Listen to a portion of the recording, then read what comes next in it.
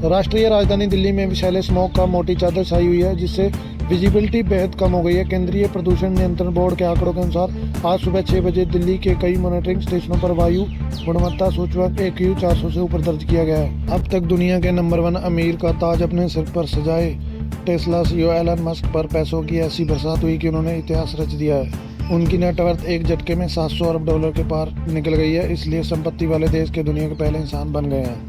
बिहार में 5 एक्सप्रेसवे, नीतीश सरकार का यूपी मॉडल अपनाने का प्लान। नीतीश सरकार बिहार में 5 एक्सप्रेसवे बनाने के लिए यूपी मॉडल अपनाएगी। निजी साझेदारी से निर्माण होगा। सरकार 2030 तक एक्सप्रेसवे बनाएगी। बिहार में भी स्वतंत्र प्राधिकार बन सकता है। इसका उद्देश्य तेज यातायात और औद्योगिक विकास है। भारतीय रेलवे ने रेल यात्रियों के लिए बड़ा ऐलान किया है। 26 दिसंबर 2025 से ट्रेनों के किराए में संशोधन लागू होने जा रहा है। इस फैसले का असर देश भर के करोड़ों यात्रियों पर पड़ेगा। हालांकि रेलवे ने छोटी दूरी की यात्री वालों को राहत देने पर 215 किलोमीटर तक के सफर में किराया न बढ़ाने का फैसला किया है। तमिलनाडु के मुख्यमंत्री MK स्टालिन ने क्रिसमस में एक कार्यक्रम के दौरान कहा, उनकी DMK सरकार का विकास मॉडल जीसस के सिद्धांत पर आधारित है। साथ ही CM ने भाजपा पर तीखा हमला बोला और कहा कि भाजपा संविधान से सेकुलर शब्द हटाना चाहती है। मुस्लिम देश में मिला 4500 साल पुराना मंदिर। इजिप्ट, जो आज एक प्रमुख मुस्लिम देश है, यहाँ हाल ही में एक खुदाई के दौरान 4500 साल पुराना मंदिर मिला है। यह मंदिर प्राचीन मिस्र के सूर्य देवता रा का है। पाकिस्तान में कॉन्डोम भी सस्ते नहीं। IMF ने ठुकराई प्रधानमंत्री शहबाज शरीफ की GST रेट कम करने की मांग। देश में करोड़ों किसानों को 22वीं किस्त का बेसब्री से इंतजार है। वे यह जानना चाहते हैं कि सरकार कब उनके खाते में 12वीं किस्त पैसे ट्रांसफर करेगी। सरकार यह किस्त फरवरी तक डाल सकती है। संघ प्रमुख मोहन भागवत ने कहा कि कई लोग संघ को भारतीय जनता पार्टी के नजरिए से समझने की कोशिश करते हैं, जो कि एक बड़ी गलती है।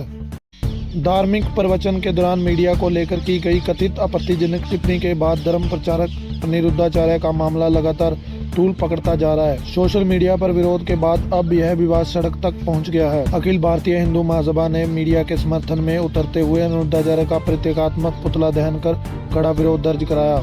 बांग्लादेशी समझकर दलित मजदूर को पीट कर मार डाला। छत्तीसगढ़ के युवक के साथ केरल में बर्बरता। केरल के पालकांड में एक गंभीर घटना घटी है। छत्तीसगढ़ से आए दलित मजदूर रामनारायण बघेल को भीड़ ने उधर की अफवाहों के कारण बांग्लादेशी समझ लिया। एक चोरी के बाद हुई इस पहचान की गलती के नतीजे में रामनारायण की निर्दयता में हत्या कर दी। पाकिस्तान सरकार ने शनिवार को स्पष्ट किया कि इमरान खान के बेटों को पिता से मिलने में कोई बाधा नहीं होगी। गृह राज्य मंत्री तलाल चौधरी ने कहा, सुलेमान खान और कासिम खान को अपने पिता इमरान खान से मिलने से नहीं रोका जाएगा। 17 साल की सजा पर इमरान का गुस्सा, कहा माफी नहीं मांगूंगा, आंदोलन होगा।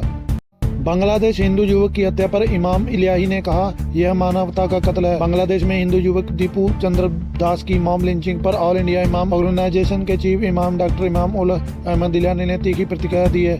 उन्होंने इसे इंसानियत का कत्ल बताया है। पिता ने बेटी के रिश्ते का किया विरोध। 17 साल की लड़की ने बॉयफ्रेंड से करवा दी पिता की हत्या। पुलिस की जांच में खुलासा हुआ, पिता ने बेटी के अफेयर के विरोध में था, इसलिए बेटी ने यह खौफनाक साजिश रची। पुलिस के अनुसार बॉयफ्रेंड और उसके साथी ने बेटी के सामने ही हत्या को अंजाम दिया। गृह मंत्रालय ने BSF में कांस्टेबल भर्ती के लिए एक्स अग्निवीरों के लिए रिजर्वेशन 10% से बढ़ाकर 50% कर दिया है।